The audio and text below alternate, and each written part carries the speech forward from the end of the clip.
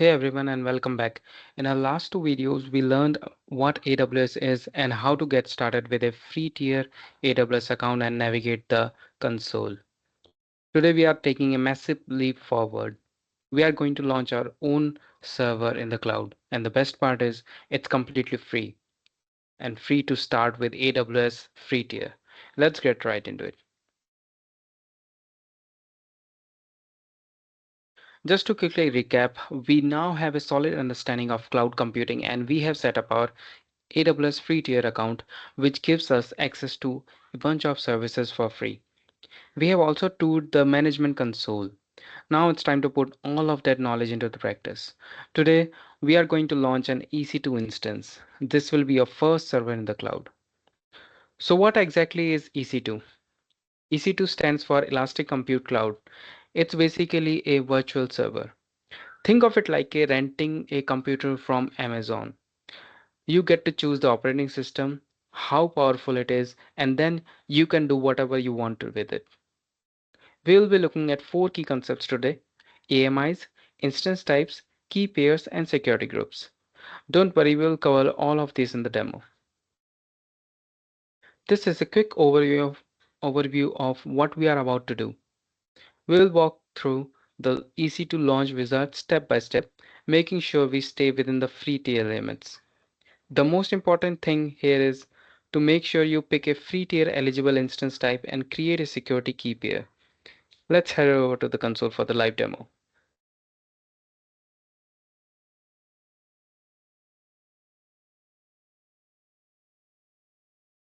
Alright, I'm logged into the AWS Management Console. I will navigate to the EC2 service and we are going to click Launch Instance and follow those 5 steps we just saw. I will explain each setting as we go, making sure you know exactly what to do to get your servers up and running. So let's search for EC2 instance, EC2 here. This is the EC2 service that we will be working on now. This is how the dashboard of EC2 instance looks like. EC2 click on instances. Then I already have a instance that is terminated. You can just ignore this for now. So let me just move this name. Okay, so what you need to do is click on launch instances. Then first of all, this says what EC2 is. EC2 allows you to create virtual machines or instances that runs on AWS cloud. So first we have to provide the name. Let's give it as name as my first instance.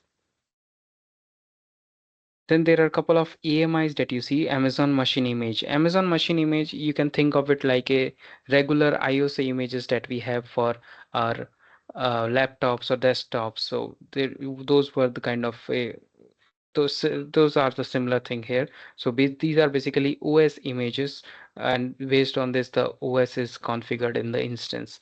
So there are a couple of images that you can see: Amazon Linux, Mac OS, Ubuntu, Windows, Red Hat, Linux, Debian, anything that you would like to create your instance on, you can select. So we'll go with Amazon Linux. This is a Linux operating system, but created by Amazon with um,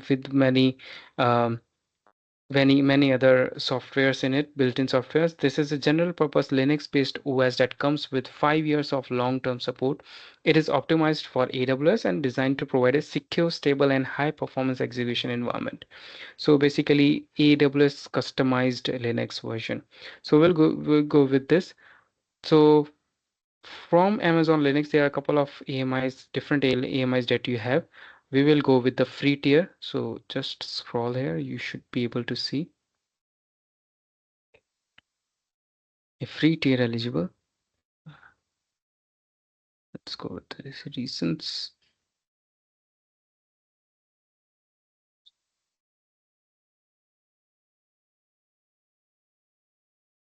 Okay, so this is free tier eligible.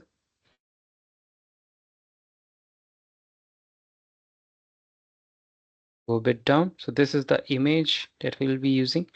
So there are a couple of instance types now we have to select.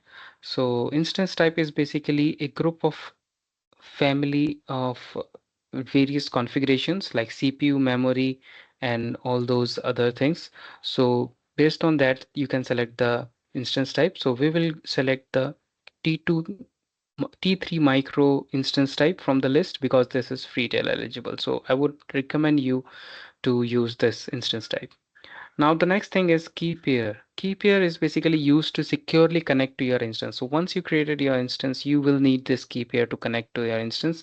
Ensure that you have access to the selected key pair before you launch the instance. So first we need to create this key pair. We by default we don't have any key pair in AWS. So I already have created a key pair for myself, but I will show you how to create a new key pair. Click on the new key pair here and then give your name to your key pair. Let's say my first key pair. It is already exist because I have already created. So select the key pair type as RSA. This is a standard encryption type, and then the file format select it for PEM because we will be connecting using the command line OpenSSH. Then you need to click on click create key pair. I have already created it, so I will not click on this. So when you click on this, a file will be get downloaded in your downloads folder, and then you have to make sure that that is available and accessible to you because it will be used for connecting to the EC2 instance. So I have already did I have already available, so I will click on this key pair, and there are some network settings like VPC subnet. You don't have to care about it right now. These are just kind of configuration for networking, like connecting and to your instance. It should be in the some networks, so you don't have to worry about it right now. Then security group. Security group is kind of a firewall rules, set of firewalls rules that control the traffic for your instance. So we will select the create security group. So let AWS handle this creation. We don't have any existing security group, so we will go with this option. It will what we want is we want to connect to our EC2 instance. So we will select this option, allow SSH traffic, because SSH is kind of the protocol that is used for connecting to the EC2 instance. So make sure this is anywhere because this will allow you to instance to connect to your instance from any IP, because we don't want to go because you might not know your custom IP or some other configurations for now. So let's just go with this, but this is not a good practice. We should not be allowing anyone to connect to her because of security reason. So just let's go with the default settings, and then this storage, how much memory we want, the disk storage we want in our EC2 instance. Let's go with the default settings, then click on launch instance. It will take few seconds to launch. So now you can see successfully initiated launch of this. Let's click on the instance. This is instance ID. This is instance state is running. So now we can see there are a couple of details here. What we are interested right now is this public IPv4 address. This is the IP we will use to connect to the EC2 instance. So yep.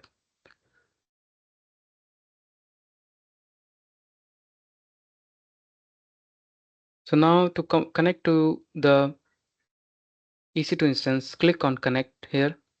So there are two ways to connect to, there are multiple ways actually to connect to the EC2 instance. So there is EC2 instance connect, session manager, SSH client, and EC2 serial console. We are right now focusing on SSH client only. So SSH client basically could be anything like PowerShell, command prompt, anything. So you just have to open the SSH client, that is your command prompt in your Windows machine, and then locate your private key file that we have downloaded, the key pair actually. So this key is used to launch this uh, instance. Is this, you might have it in downloads folder. Then you have to run this command, and then this command you will be able to connect. So I will use another service in AWS, that is Cloud Shell, and here it is. You can see on the top.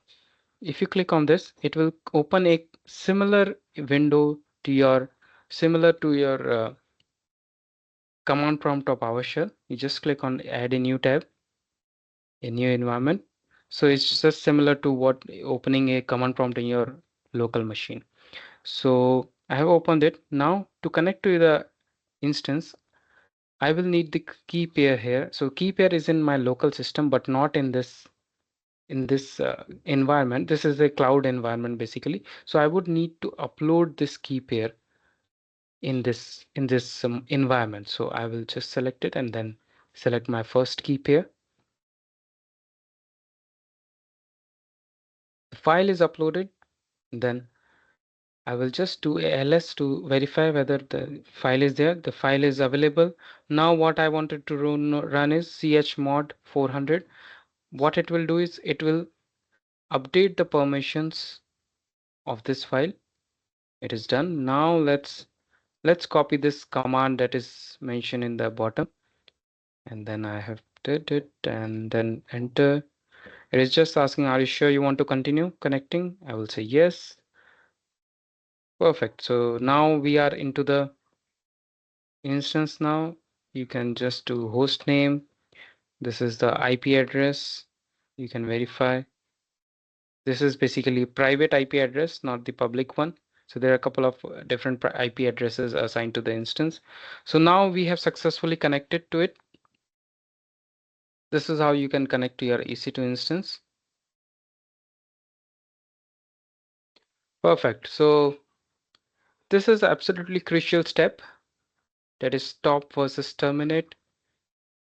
You have to avoid the unexpected. You would want to avoid the unexpected cost. This is absolutely crucial. You have two options for shutting down your servers, that is stop and terminate. Stopping an instance is like putting it to the sleep. You can wake it up later, but you might still be charged for the storage. Terminating it is like completely returning your rented computer. It's gone forever and all the billing stops.